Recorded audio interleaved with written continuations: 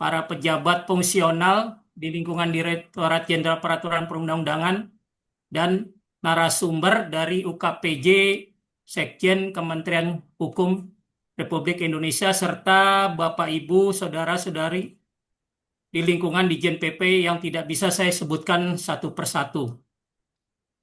Sebelum memulai, kita mengadakan sesi foto dulu ya, foto bersama. Kami harapkan untuk peserta menghidupkan videonya gitu supaya kelihatan. Karena kalau pagi-pagi foto kan masih ini nih, ganteng dan cantik nih kayaknya nih. Iya. Cakep. Iya. Nah, tolong diituin ya video apa ya, videonya dihidupkan gitu. Apa gitu? Siap, Pak Jul. Makasih Pak Jul sudah hadir. Wah, sibuk bisa hadir nih. Ayo dari itu hostnya tolong diituin ini fotonya di screenshot untuk yang tampilan semuanya ya, semua itu, semua peserta.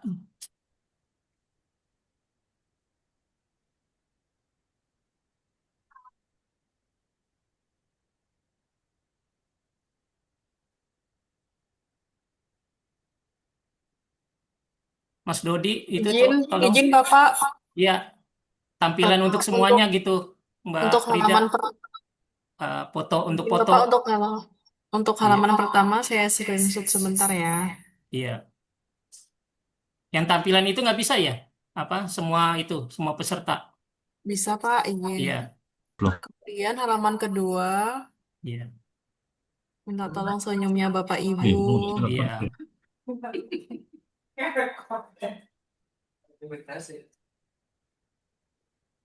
Sudah Pak. Terima kasih Bapak Ibu. Sudah semua ya? Siap sudah Pak. Iya. Kasih tidak. Assalamualaikum warahmatullahi wabarakatuh. Selamat pagi dan salam Waalaikumsalam. sejahtera untuk semua. Perkenalkan, saya Gito Sulaksono, APK APBN, ahli media pada Dijen PP, yang akan memandu sosialisasi pengadaan barang dan jasa pada pagi hari ini. Izin Bapak Ibu, Saudara-saudari, untuk berpantun sedikit ya. Nih, karena ngikut tren Pak Dirjen nih. Sandal dan sepatu sama dibeli, Cakep. sampai tak ada uang bersisa. Cakep. Hari ini untuk yang sekian kali membicarakan masalah barang dan jasa. Cakep. Cakep, Pak Gito.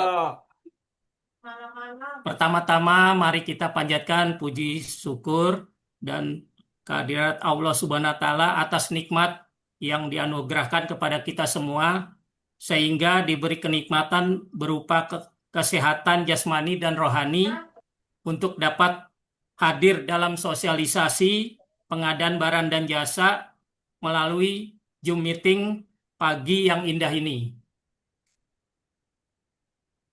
Izin berpantun lagi nih, mohon maaf ya, karena ini disuruh berpantun terus nih kita. Langkah Pak mobil Gito. bermesin Jaguar. Orang memakainya bukan orang biasa. Peraturan Presiden telah keluar terkait pengadaan barang dan jasa. Cakep, mantap. Terdengar keras suara auman. Auman terdengar di pinggir desa. Pepres ini adalah pedoman untuk pengadaan barang dan jasa. POP. Para peserta sosialisasi yang berbahagia, izin saya menyapa dengan sebutan sahabat Pera dan sahabat Peru, biar lebih dekat saja ya. Mungkin sahabat Pera dan sahabat Peru pada bertanya pada pagi hari ini, apa itu transparansi pengadaan barang dan jasa, apa itu hal e-katalog pengadaan barang dan jasa, terus apa itu TKDN. ini nanti akan dikupas tuntas oleh narasumber Mas Sastio Aji Darmawan, pengelola pengadaan barang dan jasa muda dari tim UKBJ Kemenkum yang telah hadir pada pagi hari ini. Untuk mempersingkat waktu dan penasaran sahabat Pera dan sahabat Peru, kami persilakan narasumber untuk dapat memaparkan bahannya waktu 45 menit. Tapi sebelum pemaparan materi, kami menyampaikan selaku pemandu acara kurikulum Pitai dari Mas Sastio Aji Darmawan. Merupakan ahli muda pengadaan barang dan jasa Kementerian Hukum, advisor pengadaan LKPP, penyuluh anti korupsi Jarum Integritas, DPD Ikatan Ahli Pengadaan Indonesia Provinsi DKI Jakarta. Pengalamannya 2010 sampai sekarang Pokja pemilihan atau pengadaan pejabat pengadaan. Kemudian 2014 sampai 2016 Ketua Pokja Pemilihan Penyedia. Kemudian 2021 sampai 2022 Ketua Pokja Pemilihan Penyedia. Kemudian 2021 sampai 2023 pejabat pembuat komitmen. Sedangkan rumah Mas Sastio Aji Darmawan ternyata ada di Duren Sawit, Jakarta Timur. Wah, ini dekat dengan itu ya, rumah Uya Kuya nih. Iya, Pak. Kemarin aman ya, Mas? Tidak dijarah ya, Mas, rumahnya? Alhamdulillah aman, Pak. Aman, ya. Untuk mempersingkat waktu, kami persilakan untuk Mas Sastio Aji Darmawan untuk memaparkan tentang hal-hal pengadaan barang dan jasa di terutama Perpres yang 46 tahun 2025 yang sudah terbit di bulan April kemarin ya. Kami persilakan Mas Sastio Aji Darmawan. Waktu dan tempat kami persilakan. Baik. Terima kasih, Pak Gito. Bapak Ibu sekalian, sahabat Pera dan sahabat Peru, ya Pak Gito ya, sebutannya ya. Iya. Pera itu peraturan Heeh. peraturan perundang-undangan, perancang peraturan perundang-undangan. Gitu. Oke, iya. Iya. Baik, sahabat Pera dan sahabat Peru. Katanya Indonesia itu terkenal dengan sopan dan santun. Tapi apakah kita tahu apa itu sopan, apa itu santun? Nah, karena di depan Pak Gito sudah berpantun, maka izinkan saya membuka sesi paparan ini juga dengan pantun. Cakep. Boleh minta cakepnya ya, Bapak Ibu, sahabat Vera dan sahabat Peru. Hukum mengajarkan kita untuk patuh. Cakep. Cakep. Cinta mengajarkan kita untuk setia. Cakep. Assalamualaikum warahmatullahi wabarakatuh. Selamat pagi, salam sejahtera untuk kita semuanya. Waalaikumsalam warahmatullahi wabarakatuh. Ya, tadi sudah sedikit diperkenalkan sama Pak Gito. Ya, betul saya ahli muda pengelola pengadaan barang jasa di UKPBJ Kementerian Hukum. Saya berkecimpung di pengadaan sejak tahun 2009. Sejak dulu peraturannya masih mengacu ke Kepres 80 tahun 2003. Tapi baru resmi efektif langsung terjun di 2010 dan Perpresnya langsung berubah jadi Perpres 54 tahun 2010. Ya, ini sedikit data diri saya. Ya, selain sebagai fungsional pengadaan, saya juga bergabung di advisor pengadaan LKPP. Juga saya adalah penyuluh anti korupsi pertama dari LSP KPK.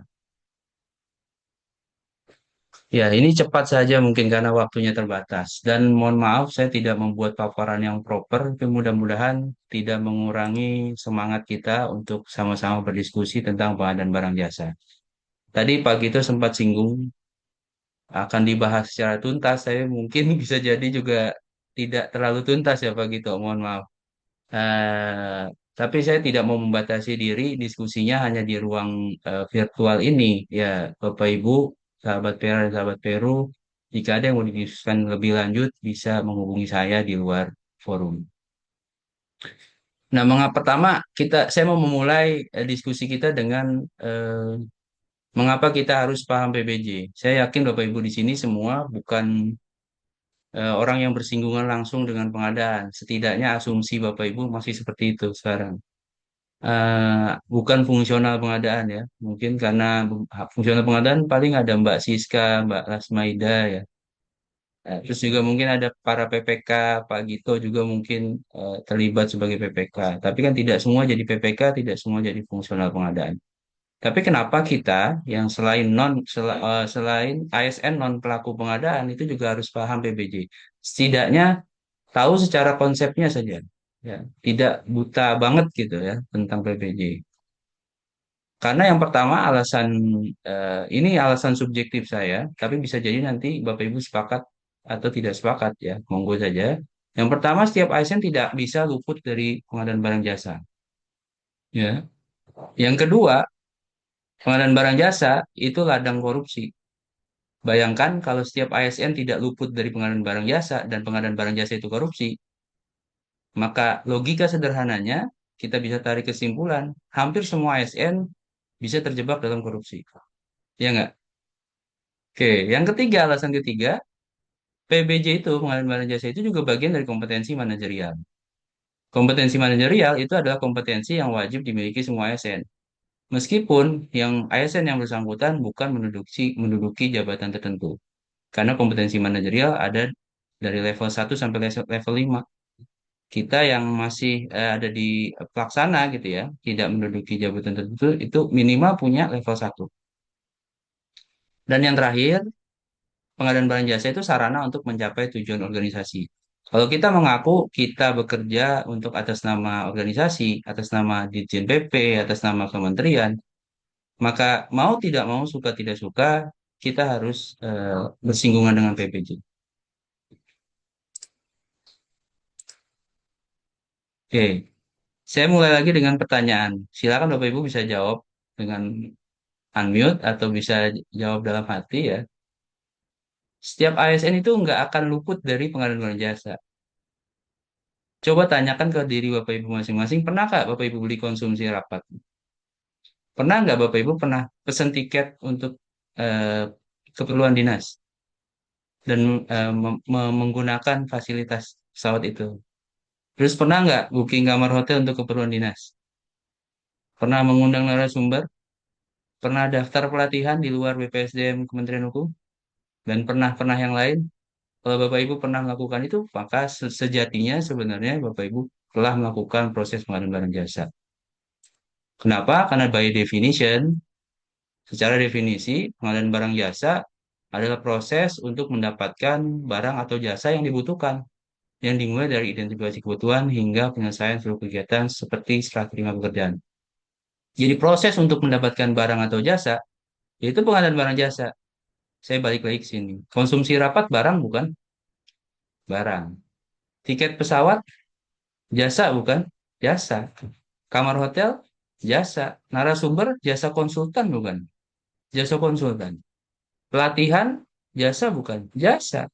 Jadi banyak sekali mungkin yang tidak saya catat ya dalam paparan ini ya, sehari-hari mungkin Bapak Ibu bersinggungan meskipun mekanisme proses pemilihannya atau penyediaannya tidak serumit proses pengadaan yang nanti kita akan paparkan juga. Itu tadi, setiap ASN tidak luput dari PPJ. Nah, yang kedua, alasan kedua kenapa kita harus paham pengadaan. PPJ ini ladang korupsi, Bapak Ibu. Saya agak takjub ya tadi ketika pertama join Zoom, ternyata nama forumnya adalah sosialisasi SPI ya, Survei Penilaian Integritas. Makanya saya langsung pakai rompi ini, rompi biru ini. Karena ini rompi penyuluh, rompi penyuluh anti korupsi. Nah, dari hasil SPI 2024, sorry, tahun lalu, PBJ itu salah satu sektor paling rentan terhadap korupsi. Risiko penyalahgunaan dalam pengelolaan PBJ mencapai 97%. sahabat Pera dan sahabat Peru. 3% lagi udah top score. Ya, itu di kementerian lembaga. Nah, di pemerintah daerah malah lebih parah, 99% resiko penyalahgunaan. Temuan ini berdasarkan jawaban dari 53% responden internal yang mengakui adanya penyalahgunaan sektor ini. Nah, Bapak Ibu, ASN non pelaku pengadaan atau bahkan yang pelaku pengadaan sangat mungkin akan menjadi responden internal dalam SPI. Ini barusan saya dihubungi dari rekan saya di Sulawesi Selatan. Dia tanya soal SPI karena dia dapat WhatsApp blast dari KPK untuk mengisi eh, survei nilai integritas ya. Ada linknya. Berarti sudah dimulai. Nah, beliau ini adalah satu KUPT. KUPT bukan pelaku pengadaan dia. Ya mungkin dia KPA, tapi dia bukan cuma dia yang dapat. Ada beberapa pegawai lain juga dapat. Dan minta arahan bagaimana ini mengisinya ya.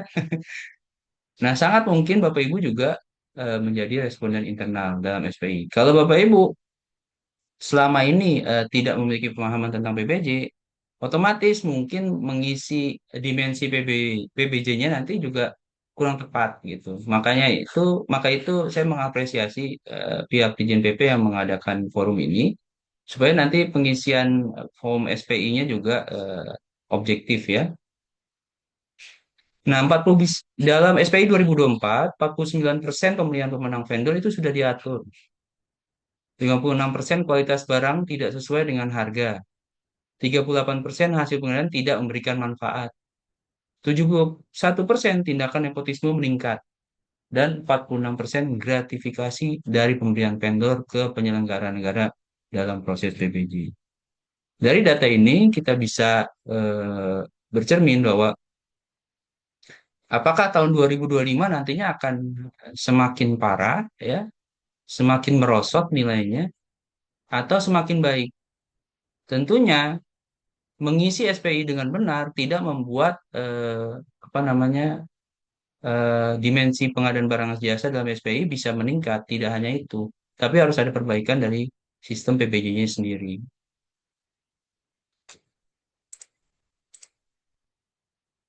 Nah, kan kalau PBJ itu ladang dari korupsi dan setiap ASN itu sangat mungkin bersinggungan dengan PBJ, mungkin nggak kita korupsi PBJ? Pernah nggak dapat cashback atau bon kosong dari penyedia konsumsi rapat? Saya aja yang jawab. Saya pernah, ya. Waktu itu saya belum tahu, ya, belum tahu kalau itu ternyata gratifikasi. Kalau itu ternyata apa namanya, eh, ya kecurangan lah atau fraud. Kemudian pernah nggak pakai fasilitas miles? Sering pakai Garuda kan ya? Garuda itu kan ada Garuda Miles. Milesnya didapat dari perjalanan dinas. Tapi nanti milesnya dipakai untuk jalan-jalan keperluan pribadi. Pernah nggak kayak gitu?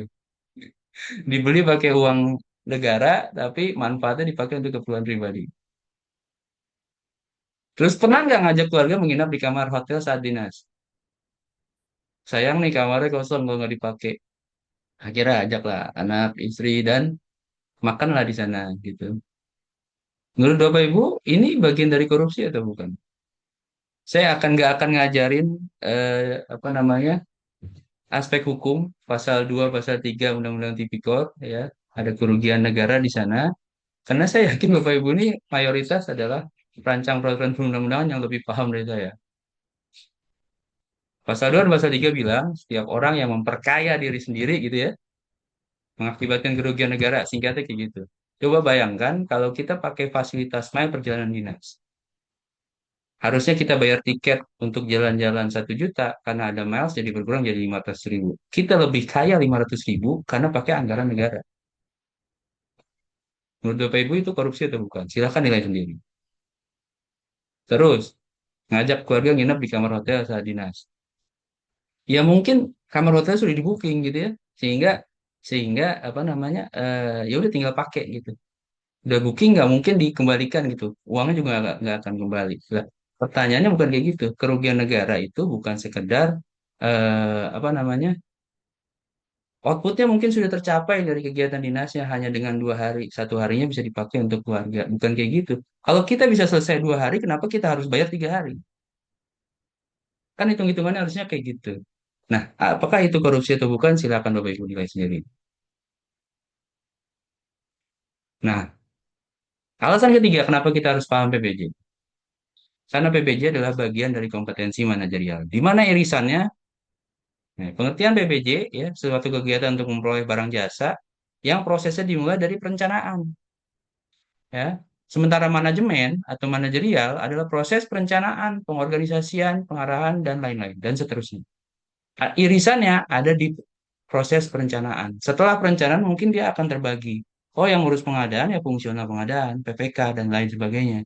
Tapi yang ngurus teknis ya teman-teman di perancang undang-undangan, harmonisasi, dan apalagi gitu ya, masing-masing bidangnya.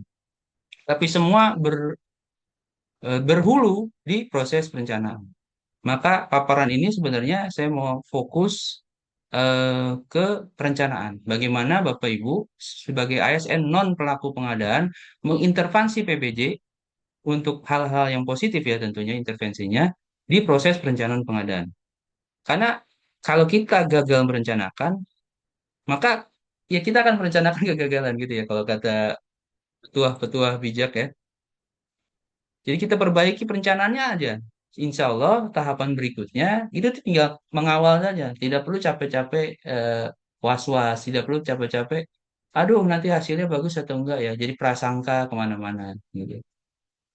Nah suka tidak suka kita harus terlibat dalam pengadaan minimal pada tahap perencanaan. Dan suka tidak suka kita harus terlibat dalam pengadaan demi tercapainya tujuan organisasi. Kalau kita mengaku ASN yang mendukung kinerja organisasi, maka suka tidak suka ya kita harus paham pengadaan. Saya punya rekan di, kalau nggak salah di mana?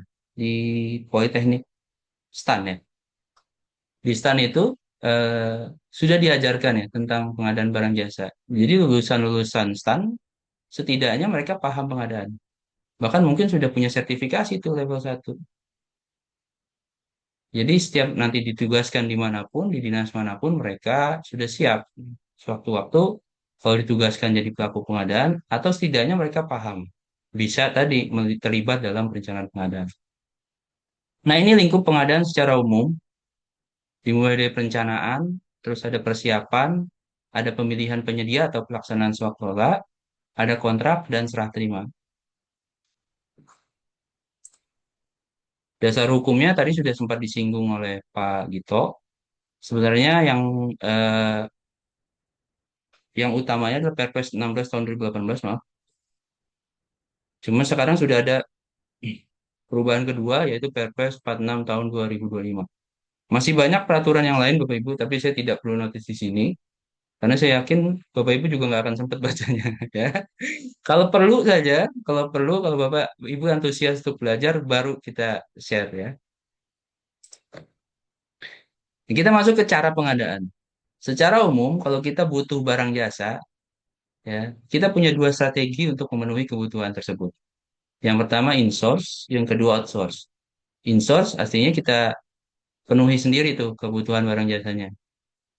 Di rumah biasanya kalau kita lapar, ada bahan makanan di rumah dan kita bisa masak, maka kita masak. Nah itu namanya insource, bikin sendiri.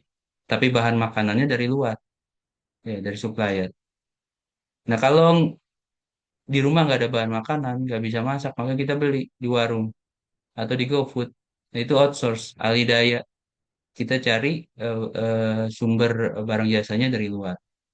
Nah, di Perpres pengadaan atau di rezim pengadaan barang jasa pemerintah di Indonesia, eh, konsep outsource ini terbagi lagi jadi dua, yaitu penyedia dan swakelola. Sebenarnya agak rancu ya antara definisi swakelola sama insource, karena mirip-mirip. Harusnya swakelola itu ya kita kerjain sendiri, tapi swakelola dalam Perpres pengadaan itu bukan yang pure kita kerjakan sendiri gitu. Ya, nanti ada penjelasannya di paparan berikutnya. Swakelola adalah cara memperoleh barang jasa yang dikerjakan sendiri. Definisinya memang begitu. Oleh KLPD. oleh kementerian, lembaga, atau pemerintah daerah. Atau ini nanti dikategorikan sebagai tipe 1. Atau bisa juga dengan KLPD lain, ini tipe 2. Atau dengan organisasi masyarakat, tipe 3. Atau dengan kelompok masyarakat, tipe 4. Jadi swakelola ada 4 tipe. Saya mau fokus ke yang tipe 1, yang dikerjakan sendiri.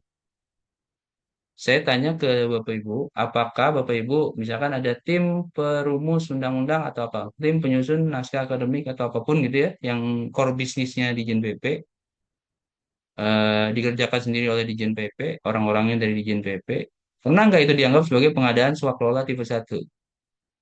Karena kalau dianggap pengadaan swakelola tipe 1, maka harus ada kontrak antara PPK sama ketua timnya. Nggak pernah saya yakin. Maka swakelola tipe 1 di sini ya yang dirumuskan dalam regulasi pengadaan kita itulah antara Dijen PP misalkan dengan satuan kerja lain yang masih satu kementerian dengan Kementerian Hukum. Misal Dijen PP dengan Dijen AHU, Dijen PP dengan BPHN, ya. BPHN sebagai tim pelaksana swakelolanya, maka nanti ada kontrak antara PPK Dijen PP dengan tim pelaksana dari BPHN. Seperti itu memahami swakelola tipe 1. Nah, kalau penyedia bagaimana? Pengadaan barang jasa melalui penyedia adalah pengadaan barang jasa yang dilakukan dengan metode memperoleh barang jasa yang disediakan oleh pelaku usaha. Pelaku usaha berarti pelaku bisnis swasta. Selain KLPD, selain KLPD lain, selain Ormas, atau selain Pokmas. Nah ini ya tipe-tipe swakwa tadi penjelasannya. Ya, ada 4 tipe. Kalau tipe 1 direncanakan, dilaksanakan, dan diawasi oleh kementerian. Ya, jadi bukan oleh Dijen PP ya. Kementerian, kementerian ini dalam hal ini berarti kalau penerima manfaatnya adalah Dijen PP, berarti perencanaannya Dijen PP. Pelaksananya siapa? Pelaksananya ya, satuan kerja lain yang di bawah Kementerian Hukum. Pengawasnya siapa? Pengawasnya berarti Dijen PP. Seperti itu. Nah, tipe dua itu adalah yang direncanakan atau diawasi oleh Kementerian Penanggung Jawab Anggaran, dalam hal ini misalkan Dijen PP, tapi dilaksanakan oleh KLPD lain, artinya satuan kerja di kementerian atau lembaga lain, atau pemerintah daerah lain di luar Kemenkum. Itu tipe 2. Tipe 3 direncanakan dan diawasi oleh Dijen PP atau kementerian, penanggung jawab dan dilaksanakan oleh Ormas, Ormas pelaksana swaklola. Tipe 4, oh sorry, tipe 3 contohnya itu bisa dengan universitas swasta, ya, perguruan tinggi swasta. Tipe 2 bisa dengan perguruan tinggi negeri, itu contohnya. Di tipe 4 ini direncanakan oleh Dijen PP misalkan, atau juga bisa berdasarkan usulan kelompok masyarakat dan dilaksanakan serta diawasi oleh kelompok masyarakat. Itu tadi sekilas tentang cara pengadaan. Sekarang kita masuk ke tahap perencanaan pengadaan. Tadi saya sempat singgung di awal bahwa satu-satunya tahapan pengadaan yang bisa kita intervensi dalam hal yang positif tentunya itu hanyalah perencanaan pengadaan. Kenapa? Karena perencanaan pengadaan erat kaitannya dengan perencanaan anggaran.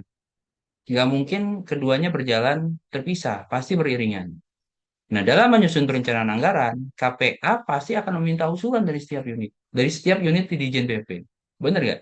Nggak mungkin KPA nyusun sendiri. Pak Ses Dijen PP nggak mungkin nyusun RKAKL itu sendiri. Pasti minta usulan. Nah, usulan itu dari mana? Ya dari Bapak Ibu. Maka Bapak Ibu sebenarnya adalah penyusun rencana kerja anggaran. Hasil perencanaan pengadaan dan perencanaan anggaran akan menjadi acuan untuk tahapan berikutnya. Ya, kalau perencanaan anggaran dan perencanaan pengadaan ini sudah baik, maka tahapan berikutnya akan berjalan dengan baik. Setidaknya tinggal 10% effortnya ya untuk memastikan eh, pengadaannya berjalan sesuai dengan perencanaan. Kemudian pada tahapan berikutnya ya, yang tadi tahapan persiapan, pemilihan pelaksanaan swakola, kontrak, dan serah terima itu sangat kecil ruangnya untuk kita intervensi. Untuk Bapak Ibu ASN non pelaku pengadaan untuk intervensi di tahapan berikutnya itu sangat kecil. Karena itu nanti sudah wewenangnya PPK, sudah wewenangnya Pokja pemilihan, sudah wewenangnya pejabat pengadaan. User ASN non pelaku pengadaan sangat kecil ruangnya. Maka di perencanaan pengadaan inilah coba kita maksimalkan. Ya.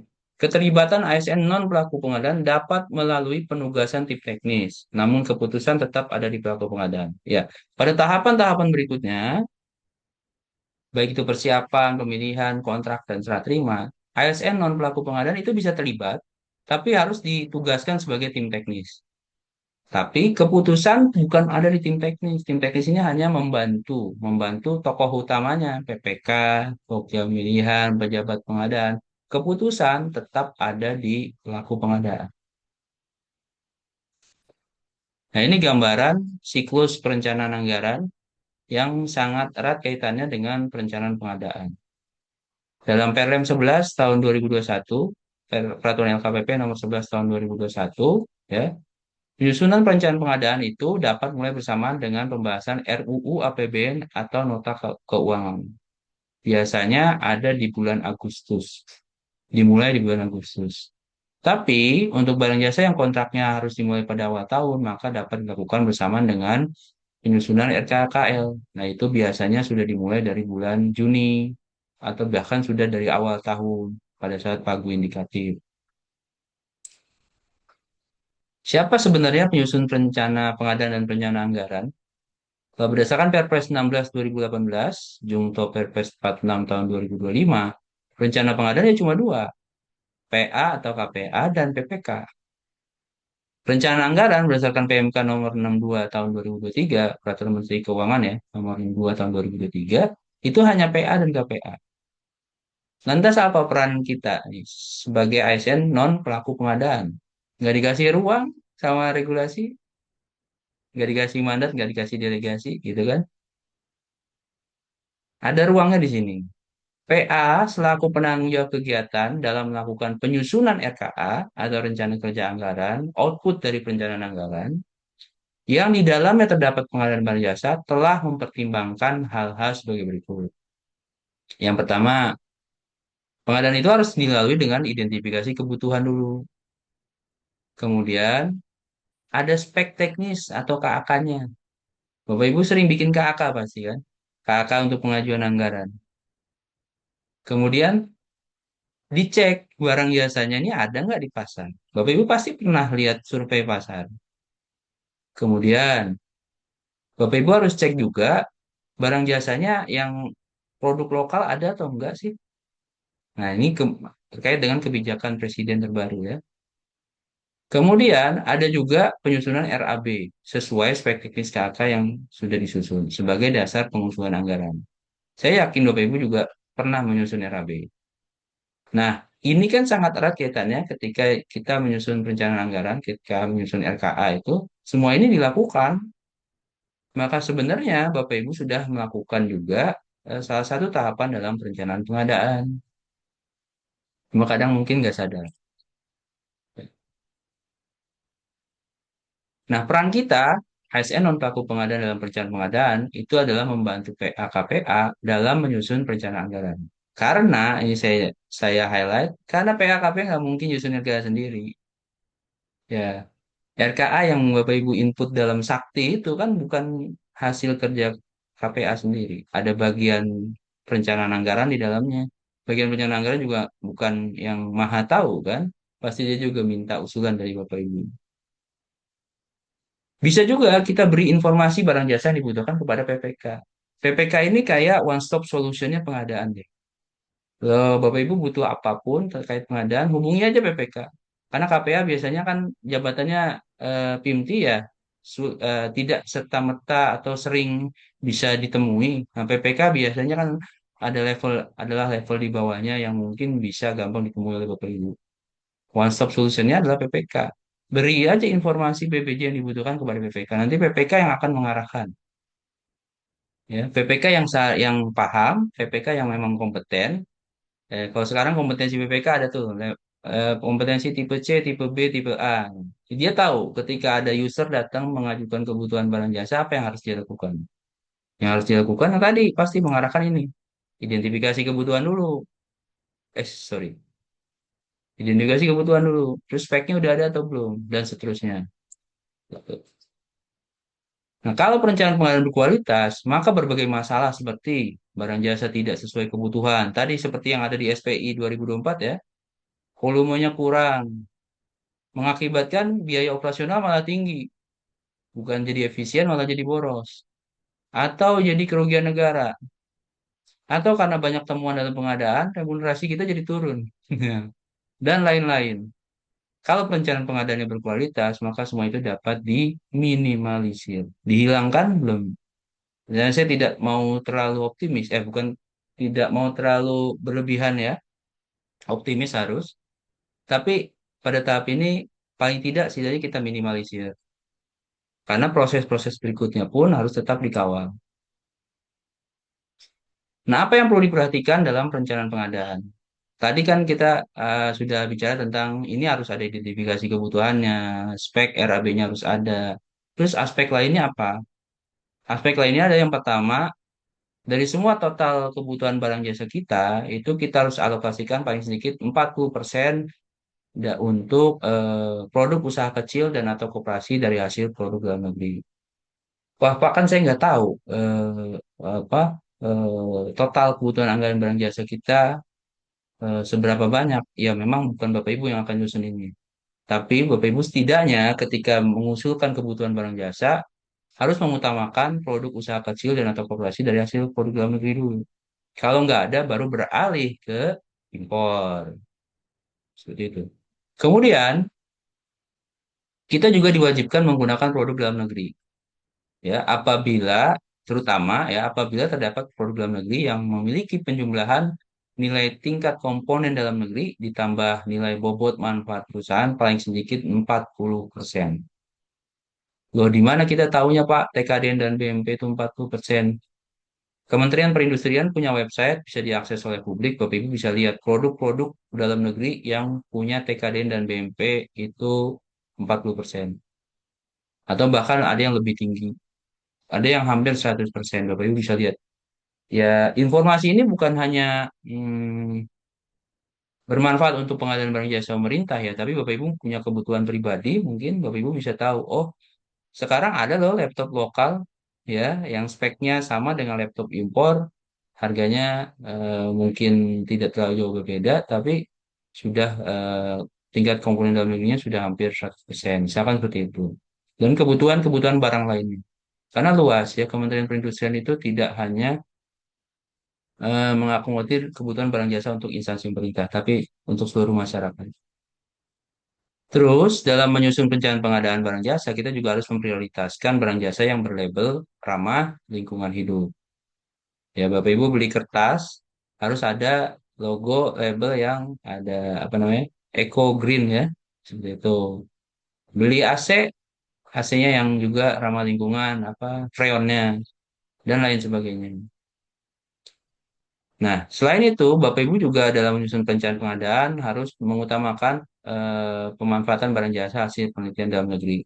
Dan yang terakhir, dalam Perpres 46 tahun 2025, itu diwajibkan menggunakan katalog elektronik versi 6. Ya, apa itu katalog elektronik versi 6? Nanti saya tunjukkan visualisasinya di tahapan yang akan kita bahas ini, yaitu oh, sorry, nanti di tahapan pemilihan pelaksana sekolah ya. Sekarang kita masuk dulu ke tahapan persiapan. Apa itu tahapan persiapan? Ada dua cabang tahapan persiapan. Kalau kita mau pilih swakola dan atau penyedia, pasti melalui tahapan persiapan pengadaan. Tapi kalau kita milih penyedia, itu melalui tahapan satu lagi, yaitu tahapan persiapan pemilihan. Siapa yang menyusun persiapan pengadaan? Yang berwenang adalah PPK. Kita nggak punya wewenang apapun. Maka itu tadi ya, intervensinya selesai nih. Kalau kita nggak ditugaskan sebagai tim teknis, selesai di perencanaan pengadaan.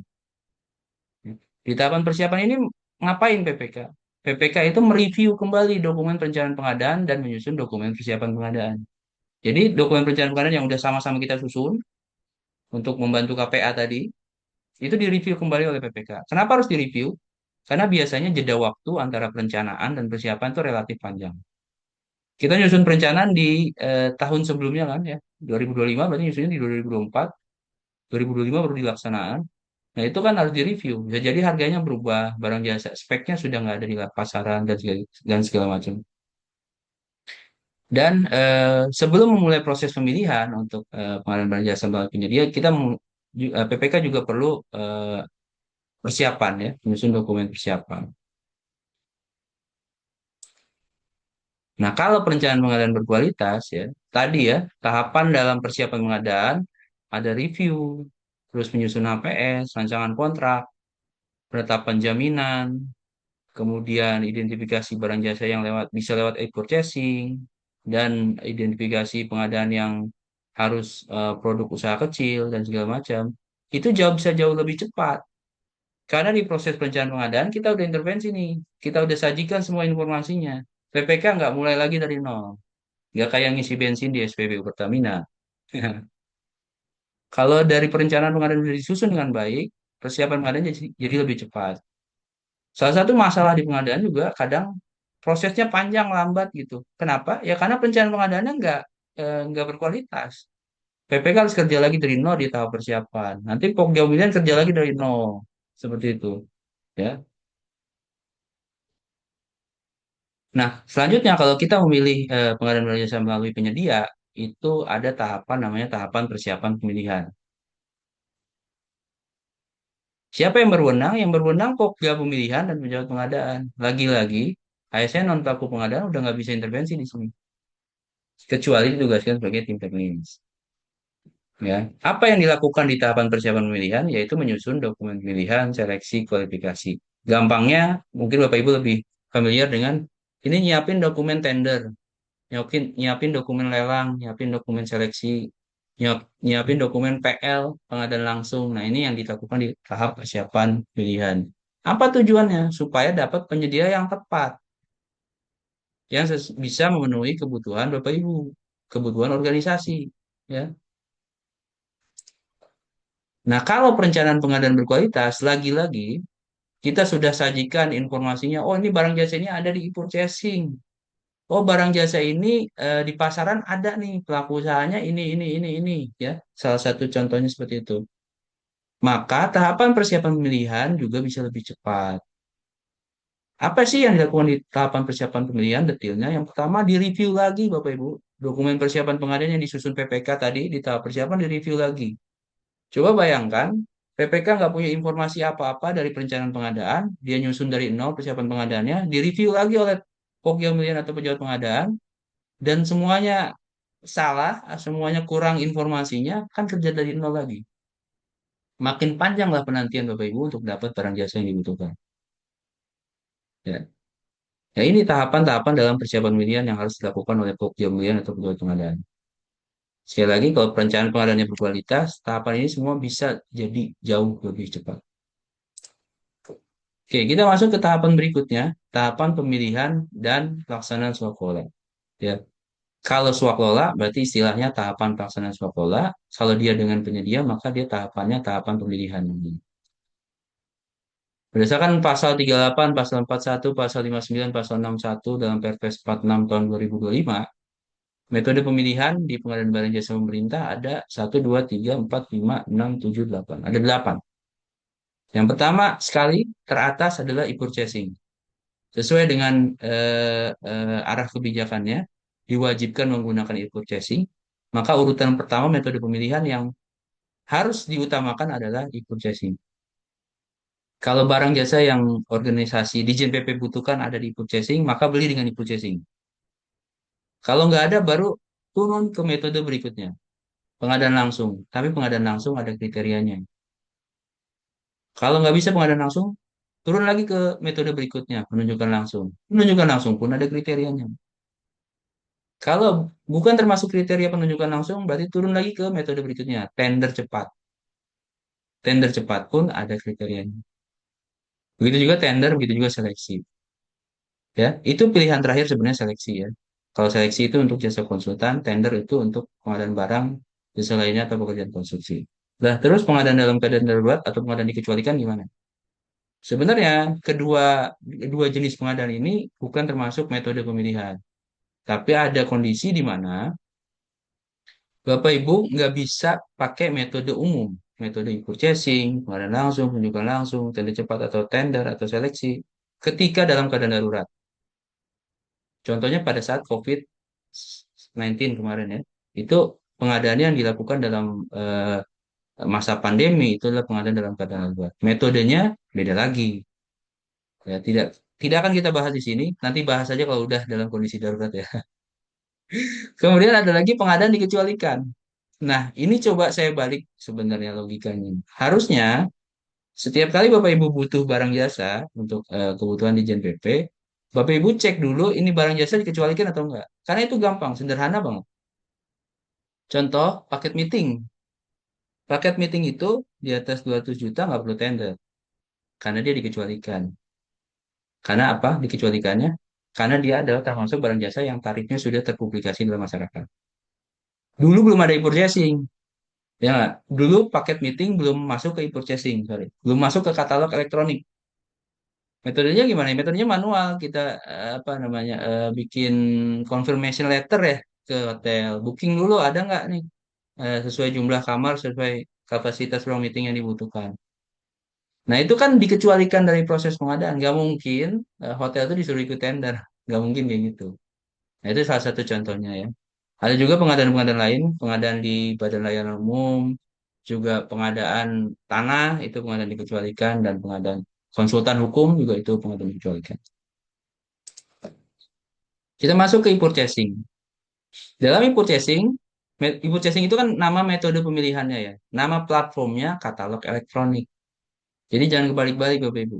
Katalog elektronik bukan metode. Metodenya adalah e-purchasing. Katalog elektronik ada platformnya. Katalog elektronik versi 6 itu sama kayak Shopee, sama kayak Tokopedia seperti itu. Nah, dalam metode e-purchasing ada lagi sub metodenya. Metode e-purchasing yang pertama namanya mini kompetisi. Metode e-purchasing yang kedua namanya negosiasi. Dan metode e-purchasing yang ketiga namanya kompetitif katalog. Yang saat ini sudah tersedia dalam katalog elektronik versi 6, baru dua, yaitu mini kompetisi dan negosiasi.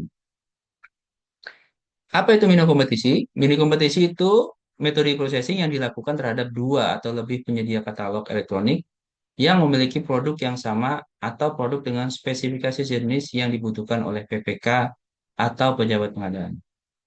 Kok cuma PPK dan pejabat pengadaan? Kok yang pemilihannya nggak disebut? Ya saat ini katalog elektronik itu baru bisa diakses oleh Bapak Ibu PPK atau Bapak Ibu pejabat pengadaan. Belum ada aturan yang mengatur Pokja pemilihan bisa mengakses katalog elektronik. Ya, jadi singkatnya mini kompetisi ini adalah kalau Bapak Ibu kebutuhan barang jasa organisasi Bapak Ibu itu ada di katalog dan lebih dari satu penyedianya maka lakukan mini kompetisi. Bahkan di pekerjaan konstruksi sekarang itu sudah wajib melakukan mini kompetisi. Kalau untuk bidang-bidang jenis pengadaan lainnya belum diwajibkan. Saya nggak tahu arahnya nanti seperti apa. Selanjutnya di metode purchasing negosiasi itu dilakukan dengan melakukan negosiasi harga kepada penyedia katalog yang dipilih terhadap harga satuan tayang, biaya pengiriman apabila menggunakan kurir penyedia, dan biaya-biaya lainnya yang ditawarkan oleh penyedia katalog elektronik. Ya, pembatasannya agak kurang clear sebenarnya ya. Harusnya mungkin ya kalau menurut subjektivitas saya, negosiasi ya bisa dilakukan kalau dia cuma satu penyedianya di katalog. Atau seperti pengadaan langsung di bawah pagu tertentu, di bawah 200 juta kah, di bawah 400 juta kah, di bawah 400 juta kah, baru lakukan negosiasi. Nah, Bapak Ibu, aturannya memang belum sempurna. Perpres 46 tahun 2025 itu belum dibarengi dengan peraturan LKPP yang menjadi landasan teknis operasional pengadaan barang jasa. Infonya nanti bulan Oktober baru akan diterbitkan. Jadi kita masih mengacu ke peraturan teknis yang sebelumnya ya yang di Perpres 12 tahun 2021. Nah, kewajiban e-processing itu ada di pasal 50 ayat 5 Perpres 46 tahun 2025. E-processing wajib dilakukan untuk memenuhi kebutuhan barang jasa apabila sudah tersedia dalam katalog elektronik. Itu tadi e-processing. Nah, ini gambarannya Bapak Ibu. Mirip ya sama marketplace yang biasa kita akses gitu kalau beli-beli sesuatu. Ya, cuma bedanya di sini ada kategori yang bersertifikat TKDN, kategori produk dalam negeri dari UMKK. Ada juga kategori produk konsolidasi. Konsolidasi itu maksudnya produk-produk yang sudah di harganya itu sudah ditenderkan dulu, baru produknya ditayangkan di katalog. Jadi harganya seragam untuk semua penyedia. Nah, ini contoh tampilan lain dalam katalog versi 6. Bapak Ibu juga bisa cari berdasarkan kategori. Misalkan kategori peralatan elektronik, Bapak Ibu butuh printer, butuh laptop, Bapak Ibu bisa cari di sini. Ada juga kategori-kategori lainnya. Kategori besarnya itu sebenarnya terbagi jadi tiga. Kategori barang, ya, kategori barang, sorry, digital, dan jasa yang ada di kiri atas nih. Nah, Bapak Ibu kelompokkan dulu kira-kira barang jasa kita itu masuk yang mana. Apakah Bapak Ibu bisa akses katalog elektronik? Bisa. Tanpa login bisa. Sama kayak marketplace lah ya. Tanpa login kan bisa. Tapi kalau mau beli baru harus login.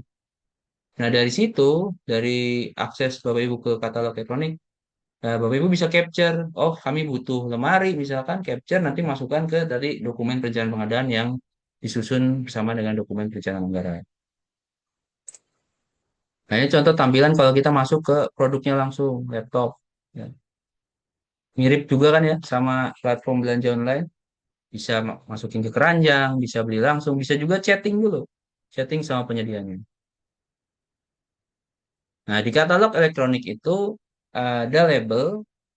Kalau penyediaannya sudah terverifikasi atau produknya sudah terverifikasi, ada labelnya di sini ya, yang agak tanda cek itu di bawah tulisan Acer Travelmate. Ada tulisan verified product, berarti produknya sudah terverifikasi. Kalau ada yang verified, berarti ada yang unverified, ada yang belum terverifikasi, atau barangnya bisa jadi belum pasti sesuai dengan yang ditawarkan. Bisa jadi fotonya asset travel map, tapi yang nanti ditawarkan ternyata barang lain. Nah, saran saya ketika melakukan survei atau melakukan pembelian, pilih yang sudah verified. Tokonya juga nih ya, PT United Media. Ini juga ada yang sudah terverifikasi, ada yang belum. Cara tahunya gimana, Bapak Ibu kunjungi tokonya, cek apakah dia sudah terverifikasi atau belum.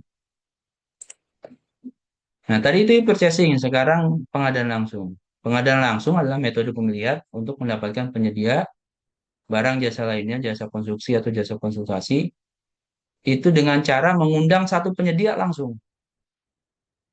Tapi ada batasan nilainya. Kalau barang atau jasa lainnya itu paling banyak 200 juta. Kalau konstruksi paling banyak 400 juta. Nah, kalau jasa konsultasi paling banyak 100 juta. Khusus untuk pengadaan barang jasa di wilayah Papua, itu plafonnya lebih besar. Bisa sampai 1 miliar.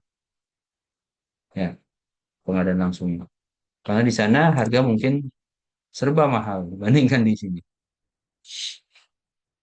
Lanjut, metode berikutnya setelah tadi purchasing, pengadaan langsung, sekarang masuk ke penunjukan langsung. Penunjukan langsung pun ini adalah mengundang satu penyedia yang dianggap mampu, tapi hanya untuk pekerjaan tertentu, tidak dibatasi oleh nilai tertentu. Apa saja yang kriterianya yang bisa dilakukan penunjukan langsung? Yang pertama, yang terbaru dalam Perpres 46, yaitu program prioritas pemerintah, bantuan pemerintah dan atau bantuan presiden dan atau wakil presiden. Ya, program prioritas pemerintah, Bapak Ibu, saya yakin tahu, misalkan makan bergizi gratis, ya, 3 juta rumah murah, dan lain sebagainya. Ya. Terus yang lain-lain ini sudah ada di Perpres sebelumnya. Penyiapan kegiatan yang mendadak yang dihadiri oleh presiden atau wakil presiden, barang jasa yang bersifat rahasia, terus pekerjaan konstruksi yang satu kesatuan sistem konstruksi, barang jasa yang hanya bisa disediakan oleh satu pelaku usaha yang mampu. Apa contohnya Bapak Ibu? Kalau di Indonesia misalkan mau bikin senjata cuma ada pindad, ya udah pindad yang tunjuk langsung. Contohnya seperti itu ya. Kemudian ada pengadaan penyaluran benih unggul. Nah, ini biasanya ada di Kementerian Pertanian. Kemudian ada pekerjaan prasarana sarana di lingkungan perumahan bagi masyarakat berpenghasilan rendah. Tadi yang sudah saya sebutkan. Menterinya Pak Marwarar ya sekarang.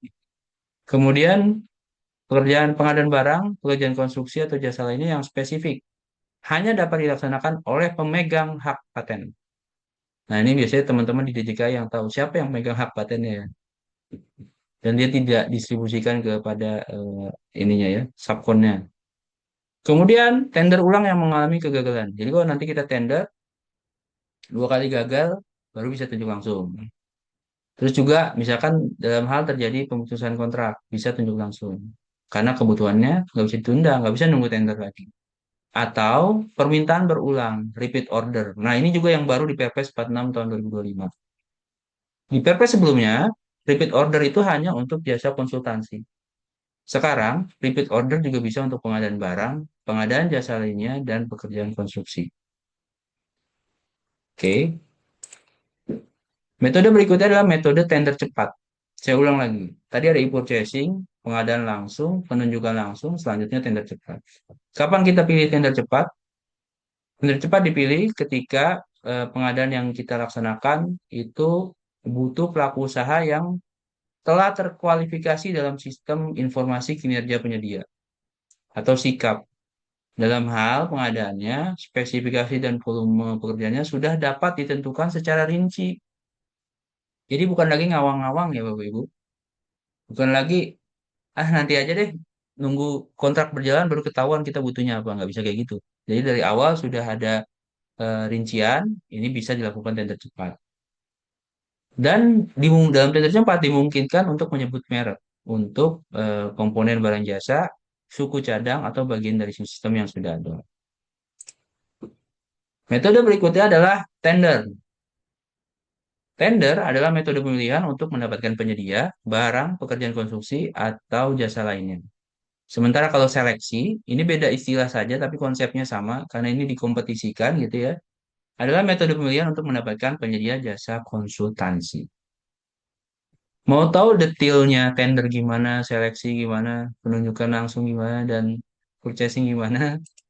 Saya tidak sarankan untuk pelajari di sini, karena itu sendiri eh, masuk materi pengadaan barang jasa level 1 ya, sudah masuk sertifikasi. Saya kasih gambarannya aja. Ini tampilan aplikasi SPSE untuk melakukan proses tadi ya, tender, seleksi, bahkan pengadaan langsung juga melalui SPSE. Yang saya tampilkan di sini adalah dashboard kalau kita lagi tender.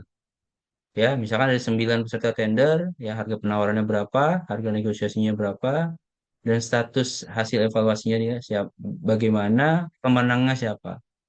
Ini gambarannya. Nah, dalam SPSE, dalam tender misalkan, kita tanya jawabnya tuh via aplikasi. Nggak lagi chatting, nggak lagi manual gitu ya. Dan bukan interaktif, maksudnya dia satu arah, ngirim dulu, kita nggak bisa langsung jawab pokoknya, nggak kayak ngobrol chatting gitu. Eh, baru kita bisa jawab. Ya, ini contoh unwitting atau penjelasan pekerjaan dalam tender. Sanggahan juga begitu, Bapak Ibu. Sanggahan juga dilakukan secara elektronik. Ya, ini contoh fasilitas sanggah dalam SPSE. Ya, itu tahapan tadi metode pemilihan. Kita masuk ke tahapan pelaksanaan swakela. Mohon izin Bapak Ibu, mungkin saya terlalu panjang. Kalau ada yang kurang jelas, bisa langsung diinterupsi aja ya. Kita masuk ke tahapan pelaksanaan swakela. Kapan swakela kita gunakan? Swakela dilaksanakan manakala barang jasa yang dibutuhkan tidak dapat disediakan atau tidak diminati oleh pelaku usaha. Atau lebih efektif dan atau efisien dilakukan oleh pelaksana swakela. Tadi ya, KLPD, KLPD lain, Ormas, atau Pokmas. Swakela juga dapat digunakan dalam rangka mengoptimalkan pemanfaatan sumber daya, kemampuan teknis yang dimiliki pemerintah, barang jasa yang bersifat rahasia dan mampu dilaksanakan oleh KLPD yang bersangkutan, serta dalam peningkatan peran serta pemberdayaan ormas dan kelompok masyarakat. Ini sangat sering digunakan kalau di desa, pengadaan di desa. Itu pasti kelompok masyarakat yang diberdayakan. Nah, ini penyelenggara swakola itu dari tim persiapan, tim pelaksana, dan tim pengawas. Ya, tugas-tugasnya Bapak Ibu bisa baca sendiri.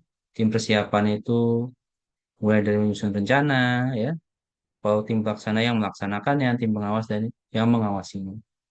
Nah, semua tim ini bersinggungan dengan PPK, ya. Bertanggung jawab kepada PPK, menyampaikan laporannya kepada PPK. Di 5 menit bawahnya ada lagi, penetap. Ya, Mas siap, Satrio. Pak. Saya Iya, tinggal sedikit lagi. iya. Terakhir, ini ada kontrak dan serah terima. Saya gabungkan saja karena ini sebenarnya udah ranahnya teknis banget dan yang lebih berperan adalah PPK dalam hal ini. Setelah proses pemilihan penyedia atau persiapan sekolah, PPK akan menandatangani kontrak dengan calon penyedia atau calon pelaksana sekolah. Setelah ditandatangani, PPK wajib mendaftarkan kontrak ke aplikasi Sakti. Ya. Setelah pekerjaan selesai, PPK akan melakukan pemeriksaan hasil pekerjaan. Jika hasil pekerjaan telah sesuai kontrak, PPK dan penyedia atau pelaksana swaklola melakukan serah terima hasil pekerjaan. Dan setelah terima, baru PPK melakukan pembayaran. Pembayarannya pun melalui aplikasi Sakti. Nah, setelah pembayaran, ini PPK belum selesai, Bapak Ibu tugasnya. Dia masih harus menunggu diperiksa auditor.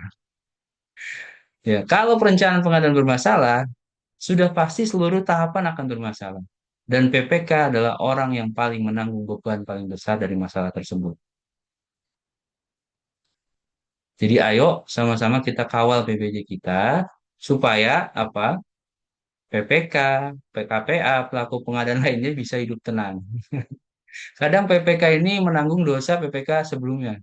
PPK sebelumnya bisa jadi udah pensiun, udah promosi, ya, udah nggak bisa dihubungi lagi. Tapi dia harus menanggung beban tugasnya di tahun ini, tapi juga harus menanggung resiko di tahun sebelumnya. Jangan sampai kayak gitu. Ayo stop rantai apa namanya? Stop mata rantainya sekarang. Kita mulai dari perbaikan perencanaan pengadaan. Kita kalau PBJ juga supaya tunjangan kinerja kita stabil. Kalau temuan terus-menerus, SPI terus turun, bukan tidak mungkin tunjangan kinerja merosot loh, Bapak Ibu. Ya gimana? Tunjangan DPR aja mau dihapus karena rakyat tidak puas dengan kinerja DPR. Bukan tidak mungkin, ya rakyat juga tidak puas dengan kinerja kita. Terus kebutuhan barang jasa terpenuhi dengan baik, ya sehingga organisasi dapat berfungsi dengan baik dan berkembang. Ya, pengadaan barang jasa adalah sarana untuk mencapai tujuan organisasi. Kalau pengadaannya bermasalah, organisasinya akan bermasalah, tidak akan berfungsi dengan baik. Gimana mau berkembang? Dengan tusi yang sekarang aja sudah tidak terpenuhi. Gimana mungkin bisa berkembang? Dan terakhir, kalau kita kawal PBJ kita, mudah-mudahan kerjaan kita juga bisa bernilai ibadah. Jadi bukan cuman eh, kerja kayak kerjanya kerbau membajak di sawah gitu Bapak Ibu ya. Sayang banget kalau nggak ada nilai ibadahnya. Saya kira itu. Oh, ini terakhir. Bagaimana cara mengawal PPJ kita? Ya tadi ya, susun perencanaan pengadaan yang berkualitas, intervensi positif setiap tahapan dengan terlibat sebagai tim teknis. Minta kepada KPA, kalau Bapak Ibu concern terhadap pengadaan barang jasa, pengen mengawal, pengen memastikan pengadaan barang jasa kita bebas dari fraud, bebas dari tadi ya, kekeliruan gitu, maka ajukan diri terlibat dalam tim teknis. Nah, tim teknis itu apa? Tim teknis itu adalah unsur dari kementerian, dari internal, ya, yang bertugas untuk memberi masukan, melaksanakan tugas tertentu terhadap sebagian atau seluruh tahapan pengadaan. Ada di Perlem 12 tahun 2021. Pertanyaannya, apakah tim teknis yang mau bisa membantu PPK, Pokja, atau PP secara bersamaan? Dari hulu ke hilir? Nggak bisa. Ada pasal 7 di Perpres 16 2018. Jadi kita harus menghindari pertentangan kepentingan. Jadi Bapak Ibu yang terlibat di tim teknis perencanaan, persiapan, jangan terlibat di tim teknis pemilihan. Karena itu nanti terjadi pertentangan kepentingan. PPK sama Pokja aja harus dipisah. Masa tim teknisnya nggak dipisah. Begitu juga kita juga menghindari penyalahgunaan wewenang. Semoga bermanfaat. Yang kurang datangnya dari saya, kalau ada kesempurnaan tentu datangnya hanya dari Allah Subhanahu wa taala. Saya akhiri, Assalamualaikum warahmatullahi wabarakatuh. Waalaikumsalam. Waalaikumsalam warahmatullahi wabarakatuh. Terima kasih Mas Satrio atas pemaparannya sehingga kita menjadi terang benderang tentang pengadaan barang dan jasa sesuai dengan eh, Kepres 46 tahun 2025 yang baru keluar pada bulan April kemarin. Yang perlu ada catatan di sini, ini catatan yaitu yang yang tadi saya awal, apakah tahu tentang hal pengadaan barang dan jasa, transparansi pengadaan barang dan jasa. Ini saya kemukakan bahwa transparansi pengadaan barang dan jasa yaitu proses pengadaan barang dan jasa yang terbuka, jelas, dan dapat dipertanggungjawabkan. Kemudian yang hal e-katalog pengadaan barang dan jasa yaitu sistem elektronik yang berfungsi sebagai daftar penyedia barang dan jasa yang telah diverifikasi dan disetujui oleh Lembaga Kebijakan Pengadaan Barang dan Jasa Pemerintah atau LKPP. Itu yang e-katalog. Kemudian yang hal TKDN, yaitu artinya yaitu tingkat komponen dalam negeri. TKDN itu singkatan dari tingkat komponen dalam negeri yang merupakan nilai persentase dari komponen produksi dalam negeri yang digunakan dalam suatu produk, barang atau jasa. Itu TKDN. Mungkin itu tadi catatan penting yang saya mungkin. Mungkin kami buka sesi tanya jawab. Kami persilakan. Kita buka ya, Mas Setio, sesi Ya, tanya jawab. silakan, Pak. Silakan, Ya, silakan. kami persilakan sahabat Pera dan sahabat Peru untuk memberi pertanyaan. Mungkin 3 dulu. Kami persilakan sahabat Pera dan Peru. Bisa rehen atau enggak langsung kami persilakan.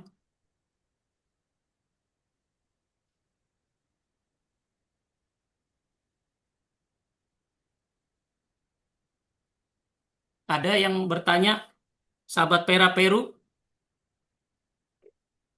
mungkin dari perwakilan Direktorat Perda yang ingin bertanya. Ada yang bertanya dari Direktorat Perda untuk pengadaan barang dan jasa. Kemudian dari itu, perwakilan dari HPP 1, mungkin juga ada yang mau bertanya, HPP 2, HPP 3. Kemudian dari perancangan, dari perencanaan, dari litigasi, atau dari P3SI.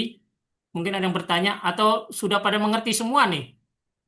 Atau bingung ya? Saya nggak tahu nih. Apa bingung semua nih? Tadi sebenarnya sudah jelas ya. Tadi pemaparan dari Mas Sastio itu sudah jelas untuk pengadaan barang dan jasa. Apakah memang sudah mengerti gitu untuk terutama untuk ini para PPK. Di sini ada PPK, ada Mas Roli, Mbak Juni, ada Pak Dwi, ada Pak Dodi. Kami persilakan, mungkin ada yang perlu dipertanyakan gitu. Ya Pak Gito, Ya, kami persilakan. Ini Pak Dodi ya, PPK ini. ya Pak. Ya, monggo. Izin Mas Sastio. Sebenarnya saya Ya. mau nanya tapi agak di luar konteks ini nggak apa-apa ya Mas ya. Tapi Nggak momennya apa-apa, kan Pak. jarang juga. Ya Ya, ya. izin. Menanyakan terkait ini Mas, terkait konstruksi, terkait apa namanya?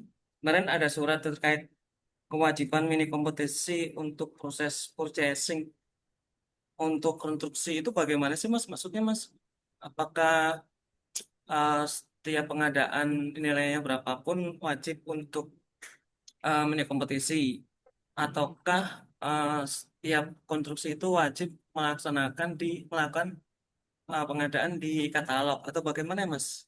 Mohon informasinya. Terima kasih Ya. Mas.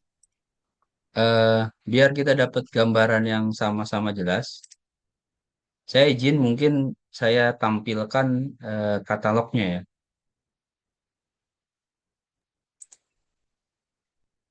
Ya, jadi terkait kewajiban mini kompetisi untuk pekerjaan konstruksi pada katalog elektronik itu diwajibkan untuk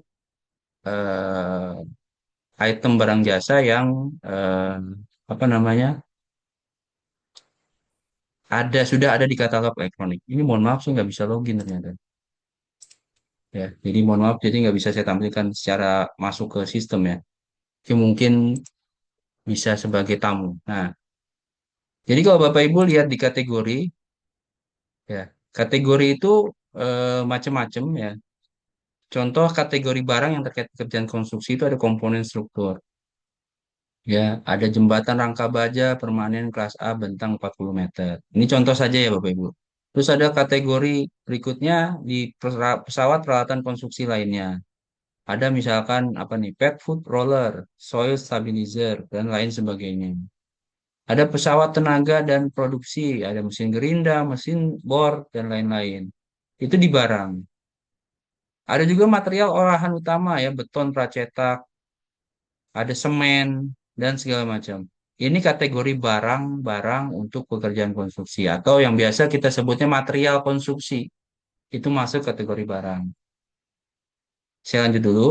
Di kategori jasa yang terkait dengan pekerjaan konstruksi misalkan, ada pekerjaan bidang cipta karya, ada pekerjaan persiapan, penutup atap, aksesoris atap, waterproofing, dan juga ada bidang-bidang lainnya. Nah, semua kategori ini itu adalah kategori yang sifatnya sudah terstandar, Pak Dodi. Semua kategori barang jasa yang ada di katalog elektronik adalah kategori barang atau jasa yang sifatnya terstandar. Kenapa terstandar? Tidak mungkin penyedia satu dan penyedia lainnya menawarkan spek yang beda. Kita coba contoh buka salah satu ya. Misalkan pekerjaan cipta karya untuk pekerjaan penutup atap. Nah, ini contohnya Bapak Ibu. Pemasangan 1 meter atap seng gelombang ya di mana nih? PT Bumi Rumbia ya dengan pemasangan 1 meter atap serat semen ya PT Insan Mulia Sejahtera Sejati. Ini pasti secara secara apa namanya analisa harga satuannya sama. Mungkin yang membedakan adalah materialnya. Kalau yang ini pakai seng gelombang, yang ini pakai atap serat semen atau asbes ya. Tapi kalau untuk upah dan peralatannya mungkin sama. Nah, itu terstandar ya. Contoh lagi yang ini ya. Insan Mulia Sejati itu di bawahnya PT Padma Bintang. Nah, ini sama-sama 1 meter persegi dengan atap serat semen dan 1 meter persegi atap serat semen. Harusnya ini speknya sama Bapak Ibu. Harganya mungkin beda karena beda lokasi ya. Terus beda merek atap serat asbesnya gitu ya. Tapi dia apa namanya komponen upah, komponen material, komponen peralatannya pasti sama. Nah itu yang dikatakan terstandar. Nah Pak Dodi tadi nanya, apakah semua pekerjaan konstruksi harus melalui katalog elektronik? Kalau sudah ada di katalog elektronik, iya Pak Dodi. Misalkan Pak Dodi butuh pekerjaan konstruksi apa nih di JNPP, pengecatan, Bapak Ibu. Pak Dodi cari dulu, ada nggak pengecatan? Ya, sambil ditunggu. Kalau ada, maka wajib dilakukan melalui katalog elektronik. Nah, contohnya nih. Ini pengecatan marka jalan ya. Anggaplah di JNPP punya kebutuhan pengecatan marka jalan. Karena sudah ada di katalog elektronik, maka wajib dilakukan lewat katalog elektronik. Itu dulu. Selanjutnya, ada surat edaran kan dari LKPP. Semua pekerjaan konstruksi wajib dilakukan secara mini kompetisi. Kenapa? Karena penyediaannya nggak hanya satu, Pak Dodi. Ya, contoh ini ada Solo Swiklik, ya pengecatan marka jalan. Ada juga PT Langgeng Sejahtera, pengecatan marka jalan juga dengan termoplastik. Kan sudah ada lebih dari satu. Karena sudah ada lebih dari satu, maka harus dilakukan mini kompetisi. Sampai di situ dulu Pak Dodi mungkin jelas atau ada yang kurang jelas? Ya, jelas Mas. Jelas ya. Nah, PR-nya Pak Dodi, kalau kita mau pilih mini kompetisi atau milih katalog elektronik, pasti Pak Dodi kan pakai jasa konsultan perencana kan?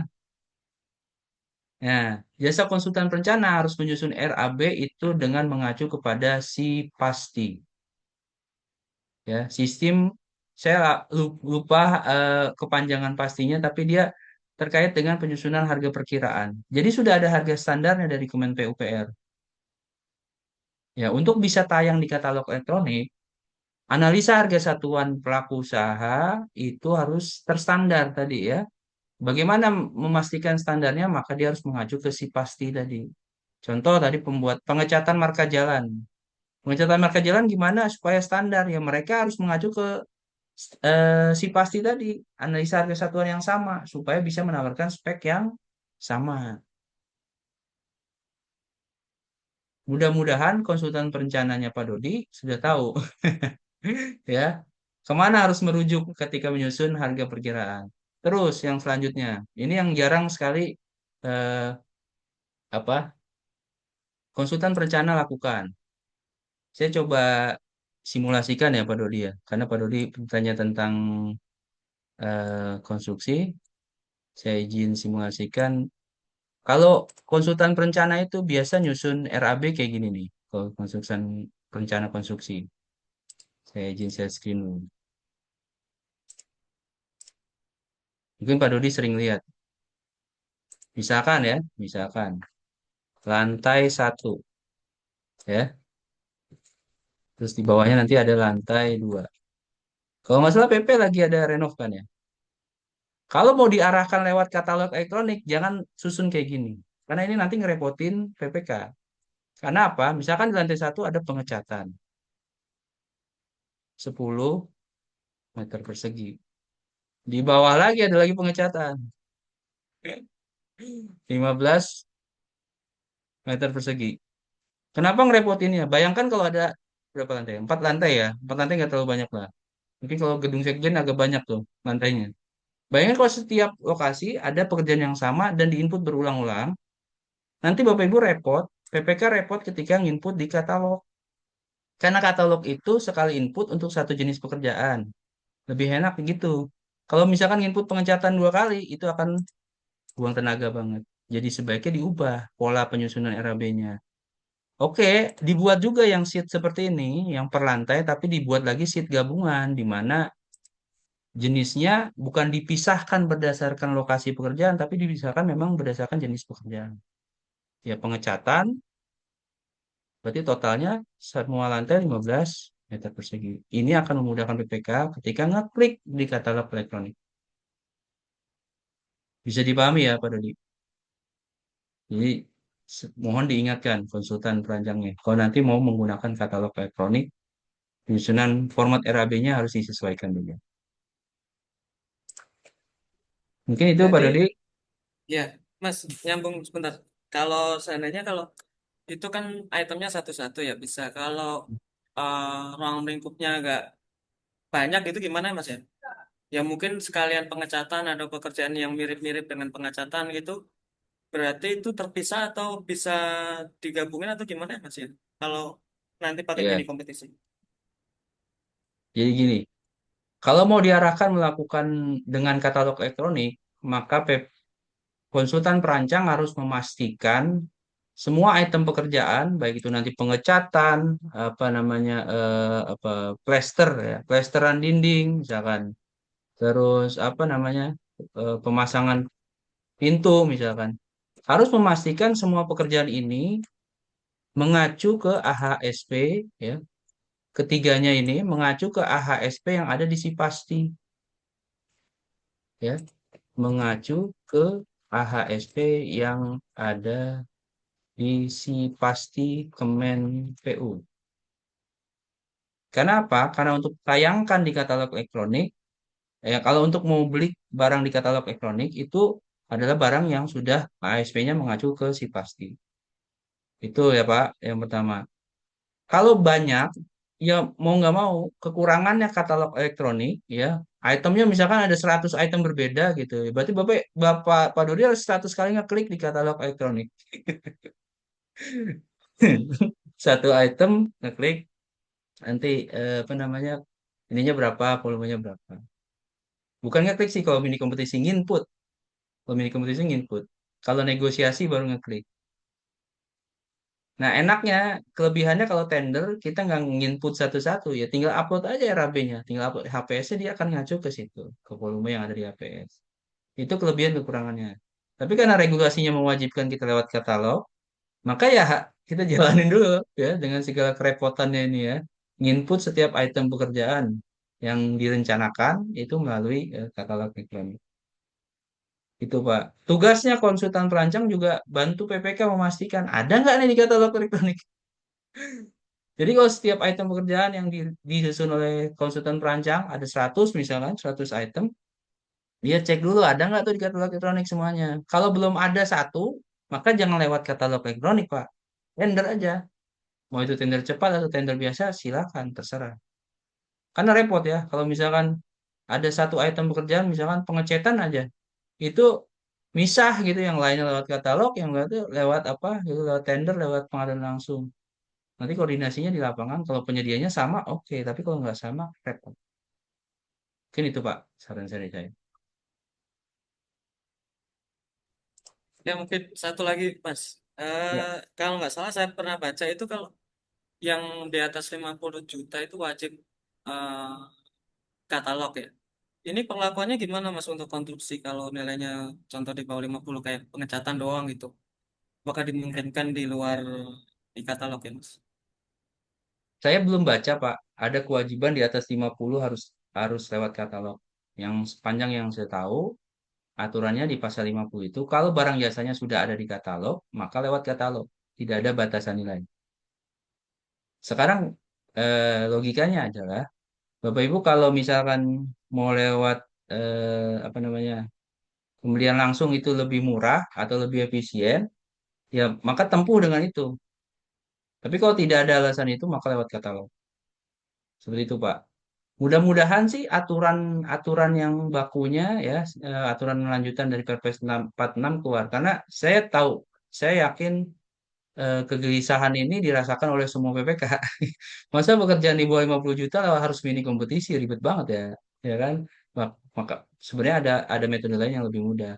Yang mudah-mudahan di Perlem nanti, peraturan LKPP yang mengatur Perpres 46, ada keluar nih batasan nilai yang wajib dilakukan lewat katalog elektronik. Mungkin itu Pak Dodi.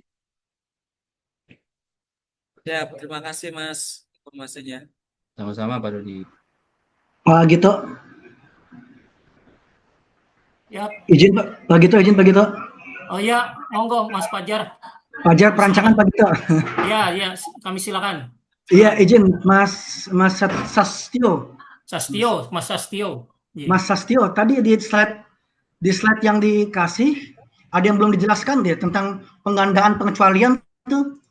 Coba slide berapa ya? Ada yang belum dijelaskan, saya butuh penjelasan lanjut. Penggandaan pengecualian Pak Sastio, benar ya? Sudah saya Di jelaskan slide sedikit berapa Pak, ya? tapi memang tidak terlalu Iya. tuntas ya. Iya, Saya hanya sekali lagi Pak jelaskan Sastio, coba Pak jelaskan Sastio ya. jelaskan kulit-kulitnya aja memang Pak. Bentar Iya. Pak, saya Iya, cari dulu maksudnya filenya. bagaimana tuh pengadaan pengecualian Pak Sastio? Makasih Pak Sastio ya. Sama-sama Pak. Bentar ya Pak, Iya. saya cari dulu. Makasih Mas Fajar. Iya. Ya, ada pengadaan Ini yang memang slide berapa ya pengadaan setelah tender cepat tender Ya, cepat tender ya sebentar Pak, saya coba cari dulu Pak. Nah ini, ya. Jadi ada barang jasa yang dikecualikan prosesnya dari pengadaan barang jasa pemerintah. Ada empat, kategori ya. Ini cukup ya Pak tampilannya. Saya coba mau beralih ke ininya, pengadaan iya dikecualikannya. pengadaan dalam keadaan darurat, pengadaan dikecualikan. Nah, ini nih Ya, Pak Sastio. ya. Jadi ada beberapa kategori barang jasa yang dikecualikan dari pengadaan barang jasa pemerintah. Ya, contohnya yang pertama itu pengadaan di BLU, pengadaan di Badan Layanan Umum. Kenapa dikecualikan? Karena mereka punya aturan sendiri meskipun mereka dibiayai juga oleh APBN atau APBD. Seperti itu Pak, itu yang pertama ya. Contoh pengadaan barang jasa yang pertama itu adalah BLU. Yang kedua, pengadaan yang tarifnya sudah terpublikasikan secara luas. Contoh tadi pengadaan paket meeting. Pengadaan paket meeting itu sebenarnya pengadaan dikecualikan karena dia tarif hotelnya sudah terpublikasi secara luas. Kita bisa akses dari websitenya atau dari Traveloka bahkan dari manapun ya. Kemudian ada pengadaan juga yang dikecualikan juga yang diatur dalam peraturan perundang-undangan lain. Contohnya pengadaan tanah. Pengadaan tanah untuk kepentingan umum itu kan lewat APBN atau APBD. Tapi prosesnya nggak perlu tender. Bukan juga pengadaan penunjukan langsung, bukan. Karena dia ada aturan tersendiri, Pak. Nah, yang terakhir, contoh pengadaan dikecualikan adalah pengadaan yang dia istilahnya memiliki praktek bisnis yang sudah mapan, gitu Pak. Ya, atau misalkan yang istilahnya excess demand. Contoh, kita mau ikut pelatihan Bapak Ibu. Mau ikut pelatihan di mana Bapak Ibu bisa biasa ikut pelatihan mungkin di lembaga kursus bahasa Inggris ya. Kan kalau kita mau kursus bahasa Inggris di LIA atau di mana IF atau di mana ya yang dekat-dekat kantor sana. Mungkin ada ya. Kan itu nggak perlu juga tender, nggak perlu juga pengadaan langsung. Jadi tinggal daftar dan kita ikut programnya, kita tinggal bayar. Nah, seperti itu. Itu contoh-contoh pengadaan dikecualikan. Aturannya lebih detail ada di Peraturan LKPP nomor 5 tahun 2021, Bapak Ibu. Konsultan hukum, mungkin Dirjen PP sering bersinggungan dengan konsultan hukum. Nah, itu salah satu pengadaan yang dikecualikan. Appraisal, dokter, itu pengadaan dikecualikan juga. Seperti itu, Bapak Ibu. Pak, siapa tadi?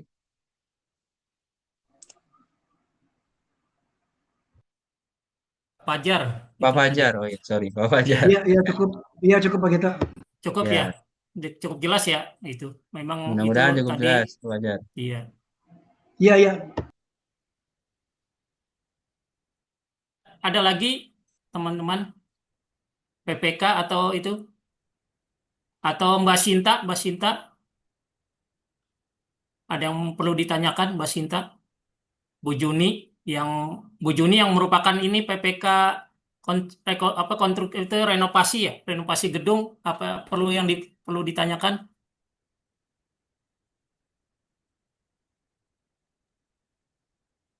Izin Pak Gito, Iya, tadi melihat yang dipertanyakan oleh Mas Dodi itu juga yang pengen saya pertanyakan. Jadi kalau kerjaan-kerjaan yang terkait dengan konstruksi yang bernilai kecil itu, apakah misal ada beberapa pekerjaan yang harus dikerjakan dalam satu ruangan, itu kalau misal di e-katalog tuh tidak ada paketan yang sama jenisnya kayak gitu, apa iya harus ngekliknya itu beda-beda toko dan jadi agak-agak jujur aja agak ribet ya kalau misalnya harus perpisisan gitu di kliknya. Karena kan kalau misalnya kita PL kan kita bisa ngeset apa aja yang dibenerin dengan jadi satu kerjaan gitu. Kalau melalui katalog untuk yang perpisisan gitu ya memang agak ribet. Tapi kalau aturannya sudah berkata seperti itu ya kita jalankan saja Pak. Bukan begitu ya Pak Sastio ya. Jadi gini Makasih. Bu, ada pengecualian untuk pelaksanaan katalog elektronik atau e-purchasing melalui katalog elektronik ya. Dalam hal jika memilih dengan metode lain itu lebih efisien, maka pilih metode lain. Tapi kan harus ada justifikasi ya Bu Juni. Iya. Efisiensinya di mana gitu. Nah, dalam tahap persiapan tadi saya sudah bahas tahap persiapan. Tahap persiapan itu kan tahap antara ya, antara perencanaan dengan pemilihan. Sebelum masuk pemilihan, persiapan dulu nih. Eh, di tahap itu PPK bisa review, direncanakan mungkin mungkin memang dengan e-purchasing. Tapi setelah dicek, loh kok ini beda-beda tadi tokonya kata Bu Duni. Nah, Bapak Ibu bisa buat berita acara review perencanaan pengadaan. Karena sebelumnya direncanakan dengan e-purchasing, review lagi. Oh, ini di e-purchasing, di katalog elektronik, penyediaannya beda-beda nih tokonya. Repot kami malah tidak efisien. Efisien kan bukan dari sisi harga aja, tenaga juga ya, waktu juga ya. Nah, buat Betul. justifikasinya dalam berita acara tersebut sehingga Bapak Ibu PPK Bu Juni bisa memilih metode lain. Sertakan juga bukti capture-nya dari katalog. Ini misalkan pengecatan itu cuma ada di toko A. Sementara kita butuh pengecatan dan yang lain nih, pekerjaan lantai juga. Tapi lantai itu toko A nggak ada, adanya di toko B gitu, toko C dan lain sebagainya. Nah itu di capture buat bukti Bapak Ibu. Supaya Bapak Ibu bisa pilih metode lain.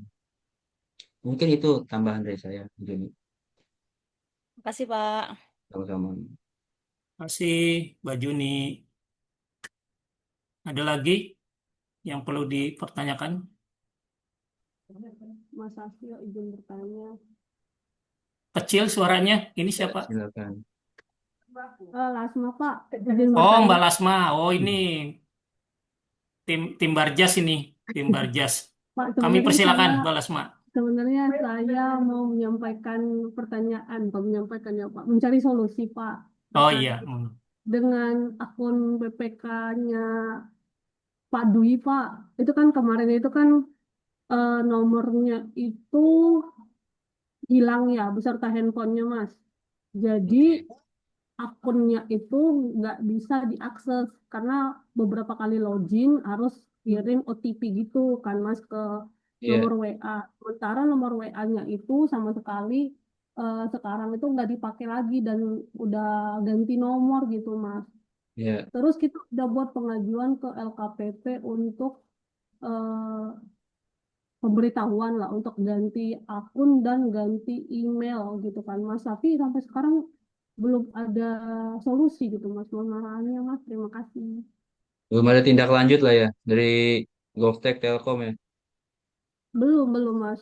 Iya, Tapi kan memang dia melalui link gitu untuk pemberitahuannya gitu. Pak, pemberitahuan untuk ganti akun, ganti email, ganti nomor telepon jadinya gitu. Sempat ngobrol sama Mas Fatir katanya buat akun baru aja. Namun terkendala seperti itu Mas, kita coba buat akun baru nggak di-approve iya. karena Nicknya sudah udah pakai. mempunyai akun sebelumnya Iya, gitu. iya. Jadi gini, Mbak Lasma, sama kayak tadi Bu Juni ya. Kendalanya mungkin bukan cuma kendala di kesiapan pelaku usaha yang jadi penyedia katalog ya, atau produk yang tayang, tapi mungkin kendalanya juga di ya kendala teknis di aplikasinya ya kayak gini ya, akunnya hilang, terus sorry, eh, device-nya hilang, jadi nggak bisa OTP dan segala macam. Maka buat berita acara, Mbak Lasma, misalkan paket pengadaannya apa nih yang mau dikerjain yang harus lewat katalog. Karena nggak bisa akses katalog, ya udah buat berita acara bahwa saya PPK dalam periode sejak kapan sampai sekarang itu belum dapat akun baru, sementara kebutuhan nggak bisa ditunda kan? Maka bisa pilih metode lain. Jadi utamakan dulu kebutuhan organisasinya. Regulasinya apa, dikesampingkan dulu ya kewajiban ikut chasingnya. Kan lebih utama tujuan organisasi daripada penggunaan katalognya.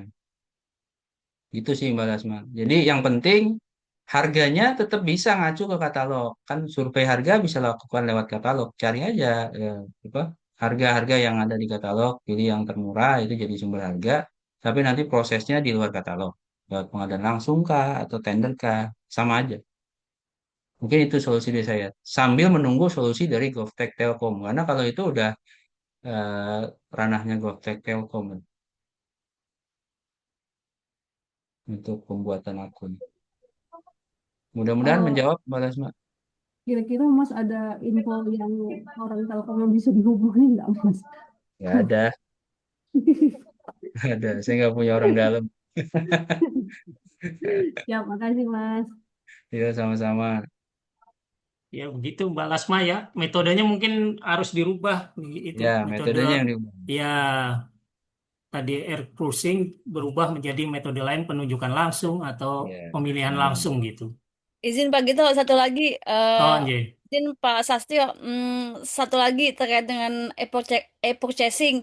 Saya kan pernah proses pembayaran suatu barang melalui e-purchasing di bulan Mei kemarin. Nah, berdasarkan konfirmasi dari pihak Kemenq dan pihak LKPP bahwa di Mei akhir kemarin itu terjadi diskusi yang mendalami apakah proses pembayaran melalui interkoneksi sakti itu bisa dijalankan atau tidak. Saya jadi dikonfirmasi oleh orang KPPN, orang Kemenq yang waktu itu saya sedang diklat PPSPM.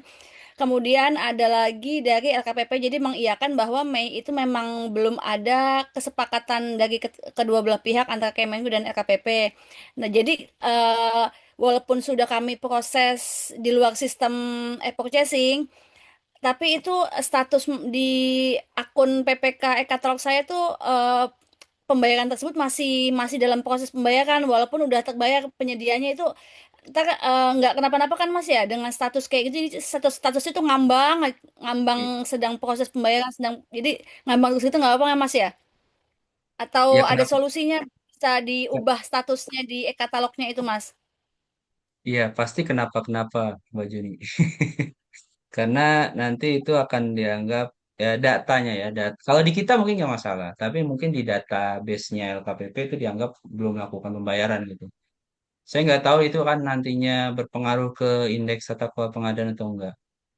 Kalau di tender itu sangat berpengaruh ke ITKP. Jadi kayak kita pakai sistem tapi nggak tuntas gitu. Nah itu akan mempengaruhi nilai ITKP Kementerian Hukum. Nah cuma kalau di katalog, karena ini katalog juga sistemnya baru, apakah nanti akan dihitung ya sebagai sebagai variabel dalam ITKP, saya nggak tahu. Nah solusinya gimana? Kalau kita nggak punya kapasitas untuk memperbaiki ya, memperbaiki kekurangan itu, yaitu udah sepenuhnya LKPP dan GovTech Telkom sebagai pengembang katalog. Jadi kita tunggu aja Bu Juni arahan dari mereka. Yang penting Bu Juni punya catatannya mana yang statusnya masih nyangkut di katalog, mana yang sudah nggak ada masalah. Pasti nanti akan dibuka ya apa namanya eh, cara untuk menghilangkan itunya ya status menggantungnya itu. Seperti itu Bu Juni dan mungkin perlu dipahami juga ya kita perlu mengerti yang di handle LKPP bukan hanya Kementerian Pusat saja ya tapi seluruh Indonesia yang mengalami kejadian kayak gini juga banyak. Jadi kita harus bersabar biarkan mereka untuk berproses gitu. Mudah-mudahan nanti ada jalan keluar. Saya kira itu Baik, Bu. Sastio. Mas Sama-sama. Satya, apa kita perlu berkirim surat ya?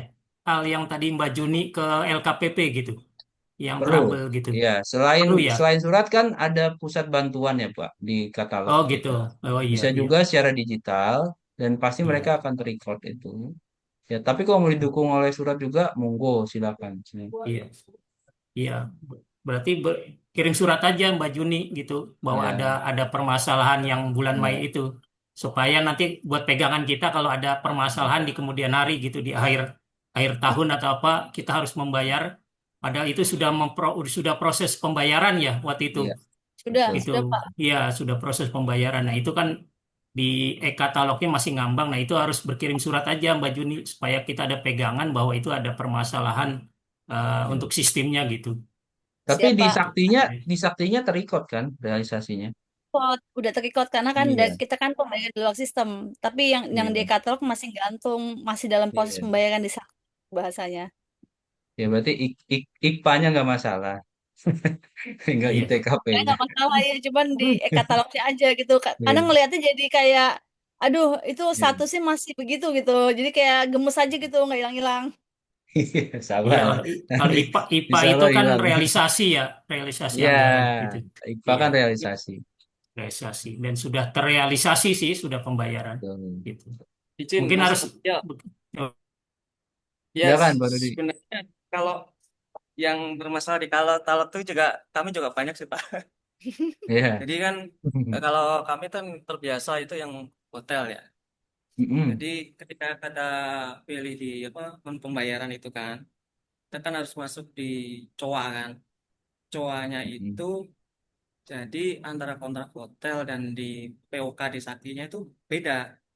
Contoh, kalau di detailnya di POK itu kan ada eselon 1, eselon 2, eselon Mm-mm. 3, eselon 4 ke Mm-mm. bawah nih, ya kan. Tapi Mm-mm. kalau di hotel itu biasanya kontraknya kan dia berbasisnya ke kamar ya. Iya. Kamarnya single atau twins gitu kan. Mm-mm. Nah, ketika masuk di COA itu kita nggak bisa nih. Ada anggaran yang nggak bisa masuk nih. Iya. Akhirnya kita selesaikan di luar sistem. Nah, kemarin ada beberapa masukan itu untuk apa ya, terkait dengan PNP-nya si hotel itu sendiri kan. Akhirnya kita kali pakai pusat bantuan. Jadi ketika siap kita transaksi, kita membayar di dalam sistem dan kita klarifikasi ke itu. Kita meminta ke pusat bantuan kronologisnya Mm. bagaimana Mm. dan alhamdulillah terselesaikan juga Iya, iya, iya. di pusat bantuan itu. Ya, artinya pusat bantuannya cukup responsif lah ya, Pak, untuk menjawab Ya, permasalahan. Ya, ya, ya. ya mungkin bisa dipraktekkan oleh Bu Juni. Ya, pusat bantuan ini ya mudah-mudahan Terus tidak terlalu sibuk. saya malah datang ke LKPP langsung nemuin administratornya. Nah, di Oh ya, situ syukur. di saat itu dia apa orang LKP bilangnya tuh memang ada masalah Bu. Jadi memang seluruh instansi pemerintah yang datang ke sini menanyakan masalah yang sama, kita nggak punya belum punya solusinya saat itu gitu. Iya, iya, iya.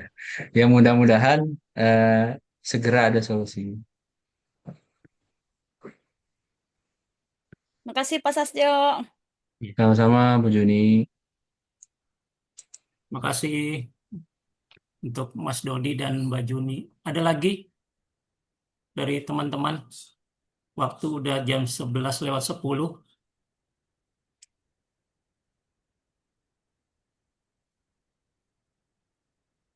Jangan lupa untuk mengisi absen untuk Bapak Ibu yang hadir pada jam hari ini. Karena untuk bukti data dukung kami untuk pemenuhan data dukung SPI juga ini. Ada lagi Bapak Ibu, mumpung ada ini Mas Sastio untuk narasumber. Ya kalau ada yang kurang jelas atau nanti baru Iya, kepikiran setelah sesi Zoom meeting berakhir, bisa datang langsung ke UKPBJ atau hubungi saya lewat WhatsApp juga nggak apa-apa. Kalau saya nggak bisa jawab, pasti saya eskalasi ke pimpinan. UKPBJ-nya di mana Pak, Mas Sastio? Kalau sekarang masih di lantai 4, Pak. Lantai 4 Ruangannya ya? Oh, ruangannya belum iya. dibongkar, tapi kemungkinan minggu depan dibongkar. Oh, dibongkar. Saya mau renov dulu. Oh, iya, iya. Waduh, renovasi juga nih berarti UKPJ. Iya. Iya. Bapak Ibu mungkin ada lagi yang perlu dipertanyakan. Kalau nggak ada kita akhiri pada sos. Ada lagi? Bania, ada lagi yang perlu ditanyakan? Ya. Halo?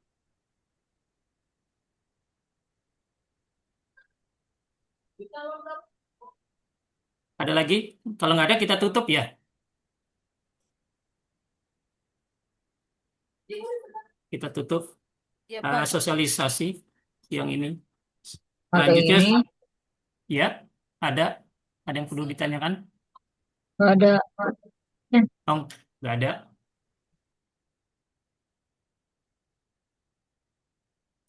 Saya tutup ya rapat. Selanjutnya saya Gito Sulaksono selaku host pada kegiatan sosialisasi ini menyampaikan terima kasih yang sebesar-besarnya kepada segenap hadirin yang telah hadir sampai siang hari ini beserta narasumber Mas Satyo yang dapat hadir pada siang hari ini.